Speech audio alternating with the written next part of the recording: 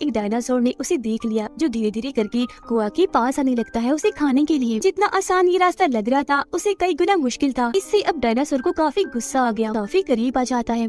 Film की शुरुआत background में चल रही एक आवाज को सुनाने से होती है जो बता रही थी कि हमारी दुनिया बहुत ही बड़ी और कभी ना खत्म होने वाली है और बिल्कुल हमारी जमीन जैसा ही एक प्लेनेट यानी सैयारा है सोलारिस, जहाँ पर इंसानों जैसी ही जिंदगी थी। उनकी वो बहुत अच्छी दुनिया थी, वो लोग बड़े आराम से रह रहे थे। अब हालांकि ये वक्त आज का नहीं बल्कि 65 मिलियन साल पहले का वक्त था, लेकिन फिर भी सोलारिस के लोग इतने ज्यादा एडवांस थे कि वो किसी भी दूसरी प्लेनेट पर आसानी से जा सकती थी, कहीं पर भी सफर कर सकते थे। हम देखते हैं इस कहानी के मेन कैरेक्टर माइल्स को, जो अपनी वाइफ और बेटी के साथ सोलारिस में रहता था और इस वक्त एक समंदर किनारे आए हुए थे। उसकी बेटी को एक जानलेवा बीमारी थी जिसका इलाज इतना महंगा था कि माइल्स के पास उतने पैसे नहीं थे, तो इसीलिए उसने एक स्पेस मिशन पर जाने का फैसला किया। मतलब वो खुद भी क्योंकि पायलट है तो साइंटिस्ट की एक टीम को इस जगह से किसी और प्लेनेट पर ले जाने वाला था और उसके इस मिशन में तकरीबन 2 साल लग जाने थे और मिशन के जितने पैसे उसे मिलेंगे उनसे वो अपनी बेटी का इलाज करवाएगा। अपनी बेटी के लिए ऐसा करना ही था। मैं आपका इंतजार करूंगी, मुझे पता है कि आप सही सलामत वापस जरूर लौटेंगे। और इसी के साथ माइल्स अपने मिशन पर निकल जाता है। हमें सीधा 2 साल के बाद का वक्त दिखाया जाता है जहाँ हम आसमान में माइल्स के स्पेसशिप को उड़ता हुआ देखते हैं। मतलब वो अपनी मंजिल के काफी करीब था, आगे बढ़ ही रही थी कि तभी बहुत सारे चट्टानों के टुकड़े एकदम से इनकी स्पेसशिप से आकर टकरा जाते हैं। ये हादसा इतना खतरनाक बन जाता है कि पूरा स्पेसशिप जोर से हिलने लगता है। इस हलचल में माइल्स की भी आँख खुल गई। वो खुद ही आकर अब स्पेसशिप को चलाने लगता है क्योंकि इस वक्त बाकी के सभी लोग गहरी नींद में थे, चेम्बर्स में सो रहे थे और ये स्पेसशिप ऑटो पे खुद ब खुद चल रहा था। जिस नींद में वो सारे लोग सो रहे थे वो एक ऐसी नींद होती है कि जब किसी इंसान ने अपनी उम्र ना बढ़ानी हो, बस उतनी ही रखनी हो, यानी जिस उम्र में वो अपने प्लेनेट से निकले दूसरी प्लेनेट पर उसी उम्र में पहुंचे, तो इस मकसद के लिए चेम्बर्स का इस्तेमाल किया जाता है। ऐसी उनकी उम्र बच जाती है। चट्टानों के टुकड़ों का हमला बहुत ही ज्यादा था जिस वजह से स्पेसशिप के बहुत सारे हिस्से खराब हो गए थे। अब इन हालात को देखते हुए वो फैसला करता है कि मैं इस स्पेसशिप को पास के किसी प्लेनेट पर उतार लेता हूँ क्योंकि शिप और दूर जाने वाला नहीं था। लेकिन जैसे ही वो उस प्लेनेट के पास पहुँचता है तो तेज हवा की वजह से उसे ठीक से कुछ दिखाई नहीं देता। स्पेसशिप एक काफी बड़ी चट्टान से आकर टकरा जाता है जिससे अब की बार स्पेसशिप इतना ज्यादा खराब हुआ कि सारे के सारे चेम्बर्स भी तबाह बर्बाद हो जाते हैं। सब कुछ तहस नहस हो गया था, यहाँ तक कि माइल्स की हालत भी काफी खराब हो गई थी। वो बाहर आकर देखता है कि क्या कोई जिंदा बचा है, मगर वो सारे चेम्बर्स को जब तबाह पाता है तो समझ जाता है कि मेरे अलावा सारे ही साइंटिस्ट मारे गए हैं।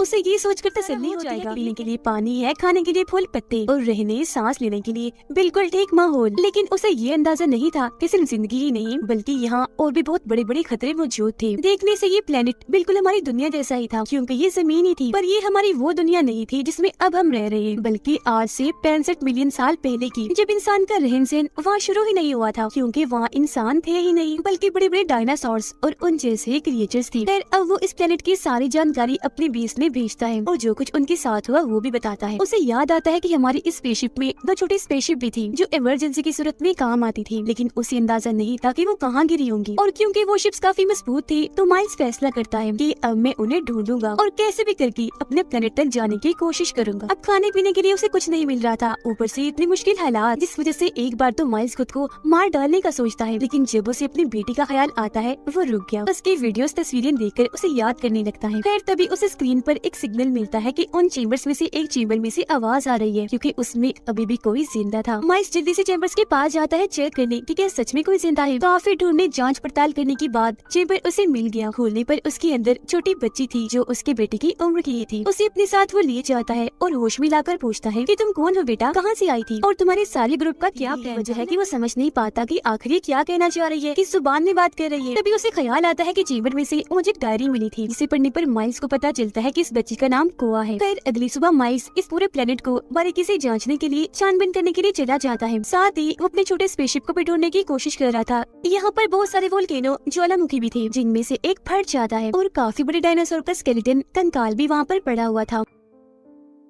माइल्स अब यहाँ अपनी हाई टेक्नोलॉजी वाली एक डिवाइस निकालता है जो एक जीपीएस था, मतलब किसी भी चीज को ढूंढने का काम करता था। उसके जरिए माइल्स को पता चलता है कि उसका छोटा स्पेसशिप यहाँ से तकरीबन 15 किलोमीटर की दूरी पर एक पहाड़ पर गिरा है। आगे का रास्ता देखने के लिए वो जैसे ही झांकता है डायनासोर का छोटा सा बच्चा उस पर हमला कर देता है। उसकी गर्दन से चिपक गया था, लेकिन माइल्स की किस्मत अच्छी थी, उसके पास इलेक्ट्रिक गन थी जो काफी एडवांस थी। डायनासोर के बच्चे को खुद से अलग करके पहले वो गन से मारता है, फिर एक ही बार के शॉट से जान से मार डालता है और अपनी जान बचाकर वापस बच्चे के पास पास आ गया। उसे इस सब के बारे में बताता है कि हमें जल्द से जल्द बीच का रास्ता पार करके वहाँ पहुँचना होगा ताकि यहाँ से निकल सके। लेकिन उसकी बात सुनकर कुआ समझाने की कोशिश करती है कि हम जिन चेम्बर्स में आए थे उनमें मेरे माँ बाप भी थे और उनको लिए बगैर मैं कहीं नहीं जाऊंगी। पर माइल्स को ये बात पता थी कि वो सारे चेम्बर्स क्योंकि तबाह हो गई है तो अब कोई भी नहीं बचा। बच्चे से ये बात वो छुपाकर वैसे उसे समझाता है, पर कुआ कुछ सुनने को तैयार ही नहीं थी। तो माइल्स उसे झूठ बोल देता है कि तुम्हारे मॉम डैड भी उस पहाड़ पर ही है, तो अब चलो मेरे साथ, जल्द से जल्द उस पहाड़ी पर हमें पहुँचना है। जिसके लिए वो मान गई और अभी लोग अपनी पूरी तैयारी करके निकल जाते हैं, अपनी मंजिल तक पहुँचने की कोशिश करती है। लेकिन जितना आसान ये रास्ता लग रहा था उसे कई गुना मुश्किल था, खतरों से घिरा हुआ, क्योंकि इस वक्त में न सिर्फ चलने वाले बल्कि उड़ने वाली डायनासोर्स और ना जाने कितने किस्म के ऐसे क्रिएचर्स थे जो किसी भी टाइम इन पर हवाई हमला कर सकते थे। अब ये दोनों छुपते छुपाते एक काफी बड़े क्रिएचर्स थे जो आकर इन्हें नुकसान पहुंचाने की कोशिश कर रहे थे, पर माइल्स अपनी इलेक्ट्रिक गन से उन्हें मार मार कर अपना और कुआ का बचाव करता जा रहा था। इन्हें एक झरना मिलता है जहाँ से पानी पीकर मुंह धोकर थोड़ा सुकून करते हैं। माइल्स फिर एक पेड़ की टहनी पर बैठ जाता है और अपने जीपीएस की मदद से पता लगवाने की कोशिश कर रहा था कि अब उनका स्पेसशिप कितनी दूरी के फासले पर है। लेकिन तभी अचानक टहनी टूट जाती है। माइल्स काफी जोर से जमीन पर आकर गिरता है जिससे उसका उल्टा बाजू काफी जख्मी हो गया था। उसे बहुत तकलीफ हो रही थी। टहनी के टूटने की आवाज सुनकर 2-3 बड़े बड़े डायनासोर्स इस तरफ आने लगते हैं माइल्स पर हमला करने के लिए। पर इस वक्त खुशकिस्मती से उसके पास कुछ बॉम्ब्स थे जिन्हें उन डायनासोर्स पर फोड़ फोड़ कर माइल्स उन्हें मार रहा था और ऐसे अपना बचाव कर रहा था। जबकि इस बीच को अपनी जान बचाने के लिए वहाँ से थोड़ा दूर भागकर एक जगह पर आकर छुप जाती है, मगर बहुत जल्द उसे एहसास हो जाता है कि मैं तो गलत जगह पर आ गई, क्योंकि ये जगह उड़ने वाले सभी क्रिएचर्स का ठिकाना था। वो यहाँ आकर बैठते थे। तो अब उनसे बचने के लिए चुपके से वो टूटे हुए पेड़ के ऊपर जाकर अपनी जान बचाने की कोशिश करती है, पर गलती से उसे भी एक आवाज पैदा हो गई। उड़ने वाली एक डायनासोर ने उसे देख लिया जो धीरे धीरे करके कुआ के पास आने लगता है उसे खाने के लिए। वो काफी डरी हुई थी क्योंकि बच निकलने का कोई रास्ता नहीं था। डायनासोर काफी करीब आ गया था और फिर एकदम से हमला करके उसके कपड़े पकड़ लेता है और खींचकर कुआ को अपने साथ ले जाने लगा। ये चीज माइल्स ने देख ली। वो डायनासोर का पीछे करता है और आखिरकार अपनी गन से शूट करके कुआ की जान बचा ही लेता है। वो काफी डरी सहमी थी, हालत भी उसकी ठीक नहीं थी, इसलिए माइल्स उसे अपनी पीठ पर उठाकर पहाड़ की तरफ जाने लगता है, क्योंकि उसे कुआ में कहीं न कहीं अपनी बेटी नजर आ रही थी जिसे 2 साल पहले में घूमने से खतरा था। तो ये लोग अभी केव गार में जाकर रात वहीं गुजारने का फैसला करते हैं। यहाँ पर माइल्स दोबारा से अपना जीपीएस चेक करता है कि अब शिप से उनकी दूरी कितनी है, पर जो चीज माइल्स को पता चली वो जानकर तो उसकी होश ही उड़ जाती है। दरअसल जो चट्टानों के टुकड़े माइल्स की स्पेसशिप से आकर टकराए थे वो अब यहाँ जमीन पर भी आकर गिरने वाले थे, जिससे होगा ये कि सारे डायनासोर्स का खात्मा हो जाएगा, वो राख बन जाएंगे। वो सारी बात समझ गया और इस बारे में कुआ को भी बताता है। पर अगली सुबह जब ये वहाँ से निकलने ही लगी थी कि एक बड़ा सा डायनासोर आकर इन पर हमला कर देता है। उससे बचने के लिए ये केव के और अंदर आ जाते हैं। इन्हें वहाँ छोटी सी सुरंग मिलती है जिसका साइज काफी छोटा सा था। माइल्स वहाँ बॉम्ब से धमाका करता है जिससे सुरंग का साइज थोड़ा सा बड़ा हुआ, बस इतना ही कि उसमें से कुआ तो गुजर सकती थी पर माइल्स नहीं। अब वो तो गुजर जाती है लेकिन माइल्स पीछे ही रह जाता है, जिस पर एकदम वो डायनासोर हमला कर देता है। पर माइल्स की इलेक्ट्रिक गन जो लोड थी उससे कई बार डायनासोर को शूट करके वो अपनी जान बचा लेता है और जैसी तैसी सुरंग से बाहर आ गया था। लेकिन बाहर आकर उसे कुआ कहीं भी दिखाई नहीं देती।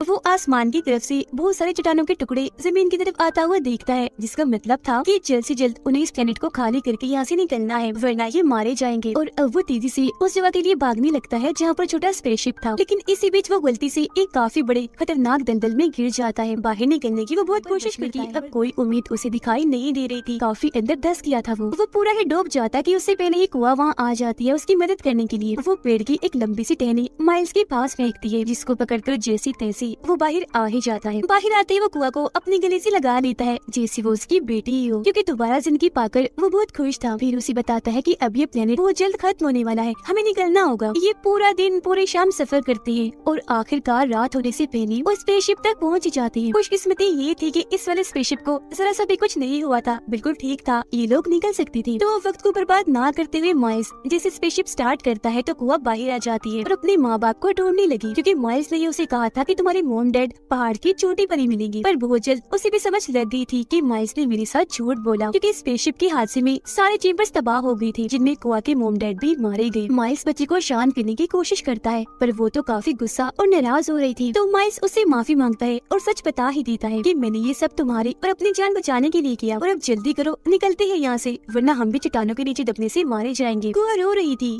अब उसका भरोसा जीतने के लिए माइल्स उसे अपनी बेटी की तस्वीर दिखाता है और बताता है कि 2 साल पहले मैं इस स्पेस मिशन पर इसीलिए निकला ताकि कमाए गए पैसों से अपनी बेटी का इलाज करवा सको। उसे जानलेवा बीमारी है और अब अगर मैं टाइम पर ना पहुंच सका तो बच नहीं पाएगी। कुआ को प्यार इसलिए दे रहा था क्योंकि उसे उसमें अपनी बेटी ही दिख रही थी, तो वो कैसे भी करके उसकी जान बचाना चाहता था। यहाँ से निकाल कर कुआ उसकी बातें सुनकर जज्बाती हो जाती है और गले से लगकर रोने लग जाती है और अभी दोनों जल्दी से जाकर स्पेसशिप में बैठ जाती हैं। लेकिन इससे पहले वो यहाँ से निकलते ही चट्टानों के टुकड़ों का हमला हो गया। पर ये हमला ही काफी नहीं था क्योंकि दो और बड़े बड़े डायनासोर्स ने इन्हें देख लिया था, जो भी आकर इनके स्पेसशिप पर हमला करके रोकने की कोशिश करते हैं। अब माइल्स जानता था कि अगर हम यही रुके रहे तो ये डायनासोर हम पर हमला करके दोनों को ही खा जाएंगे। इसीलिए वो साइड पर भागकर डायनासोर का ध्यान अपनी तरफ करता है ताकि कुआ की जान बच सके। एक डायनासोर जैसे उसकी तरफ आता है, माइल्स अपनी इलेक्ट्रिक गन से शूट करके उसे मार गिराता है, पर वो जानता था कि एक और डायनासोर अभी जिंदा ही रहेगा क्योंकि उसकी गन दोबारा से लोड नहीं हो रही थी, बैटरी लो थी। डायनासोर भी उसके काफी करीब आ गया था, पर इसी बीच स्पेसशिप में बैठी कुआ अपना दिमाग चलाती है। डायनासोर का ध्यान भटकाने के लिए एक वीडियो चला देती है। वो जैसे वहाँ से जाता है, माइल्स को मौका मिल गया था वहाँ से भागने का, लेकिन जब डायनासोर को कुछ नहीं मिला खाने को, वो दोबारा से माइल्स के पीछे पड़ जाता है और इसी के साथ इस प्लेनेट की तबाही भी आ चुकी थी क्योंकि यहाँ के सारे वोल्केनो फट रहे थे, ऊपर से चट्टानों के टुकड़े भी गिर रहे थे। डायनासोर लगातार उसका पीछा ही किए जा रहा था। माइल्स को कुछ समझ नहीं आती कि आखिर इसे छुटकारा कैसे हासिल किया जाए। तभी उसे एक आइडिया आता है, जमीन से फटने वाले वोल्केनोस के पास वो भागना शुरू कर देता है और अब एक वोल्केनो जैसे फटता है, डायनासोर उसकी लपेट में आ जाता है, पर उसकी जिल्द इतनी मोटी थी कि ज्यादा फर्क नहीं पड़ता। लेकिन इससे अब डायनासोर को काफी गुस्सा आ गया। माइल्स का खात्मा करने के लिए वो उसके काफी करीब आ जाता है। माइल्स ने भी हार मानकर अपनी मौत को कबूल कर लिया था क्योंकि पीछे हटने के लिए उसके पास अब कोई जगह भी नहीं थी। बहुत मुश्किल घड़ी थी कि तभी यहाँ एक और बार कुआ आ जाती है। माइल्स को बचाने के लिए उछल कूदकर वो डायनासोर के मुंह के पास आकर उसकी आंखें फोड़ देती है और अब क्योंकि उसे कुछ दिखाई भी नहीं दे रहा था तो अब की बार वो एक काफी बड़े वोल्केनो के ऊपर आ जाता है, जो जैसे ही फटता है उसके अंदर से बहुत सारा तेजाब और लावा डायनासोर को अपनी लपेट में ले लेता है और अब आखिरकार उसका खात्मा हो पाता है। मरते ही डायनासोर की जिल्द तेजाब की वजह से पिघलने लगती है। इनकी जान बच गई थी तो ये जल्दी से स्पेसशिप में जाकर बैठ जाते हैं। माइल्स अपने प्लेनेट की लोकेशन डालकर जल्द से जल्द यहाँ से निकलने की कोशिश करता है। इस बीच बहुत सारे चट्टान के टुकड़े इनके स्पेसशिप से आकर टकराते भी हैं, पर आखिरकार सही सलामत वो यहाँ से बच ही निकले थे। नई जिंदगी पाकर उन्हें यकीन नहीं आ रहा था, बहुत खुश थे वो लोग। उनकी खुशी के साथ ही